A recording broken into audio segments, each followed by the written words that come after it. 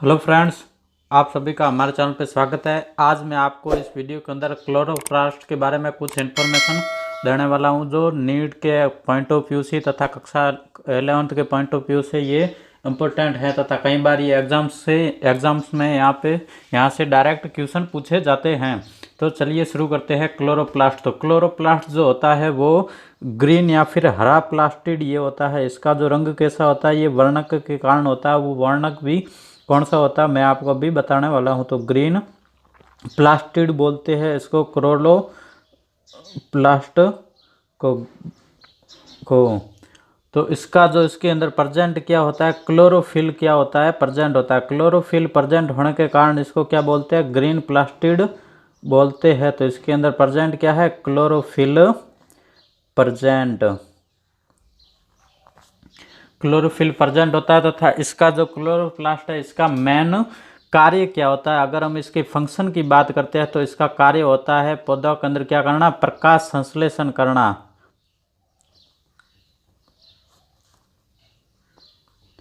प्रकाश संश्लेषण जिसे हम फोटोसिंथेसिस भी कहते हैं, और फोटोसिंथेसिस को हम सामान्यतः पीएस लिख रहे हैं। तो फोटोसिंथेसिस, उसके बाद में हम बात करते हैं कि ये कहाँ पे पाया जाता है। तो ये पाया जाता है जो पौधे के अंदर क्या होती है, पत्तियाँ पाई जाती है। तो पत्तियों के अंदर जो पार्ट होता है, जैसे पत्तियों के अंदर मीजोफिल्स होता है। तो मीजोफिल्स के अंदर मीजोफिल्स कोशिकाएं जो होते हैं, जैसे हम मध्योतक सेल्स भी कहते हैं, मीजोफिल्स के अंदर ये पाया जाता है। तो मीजोफिल सेल्स के अंदर पाया जाता है। और इनका जो मतलब मीजोफिल सेल्स में कितनी होती है, तो ये होती है लगभग 20 से 40 पर सेल। 20 से क्या हो गई, ये 40 होती है, 20 से 40 इसकी संख्या होती है क्लोरोफिल या फिर क्लोरोफिल की वो पर सेल होती हैं।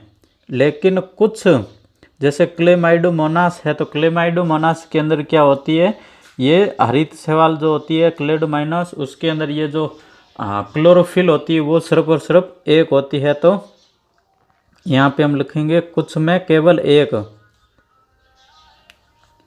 कुछ में केवल एक क्लोरोफिल। तो हम वो बात करेंगे ये किसके अंदर है, ये है क्लेमाइडोमोनास के अंदर। क्लेमाइडोमोनास क्या है, एक हरित शैवाल है। Chlamydomonas,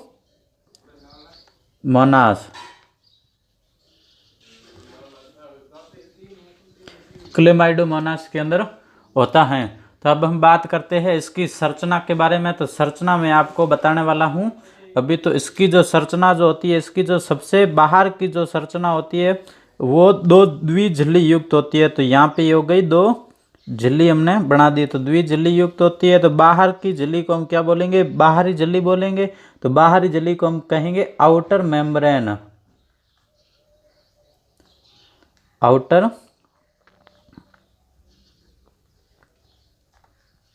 membrane. और ये हो गई हमारी आंतरिक झिल्ली, क्या होगी, अंदर की ओर झिल्ली होगी, जिसे हम बोलते हैं आंतरिक झिल्ली या फिर इनर मेम्ब्रेन भी कहते हैं इसको हम, इनर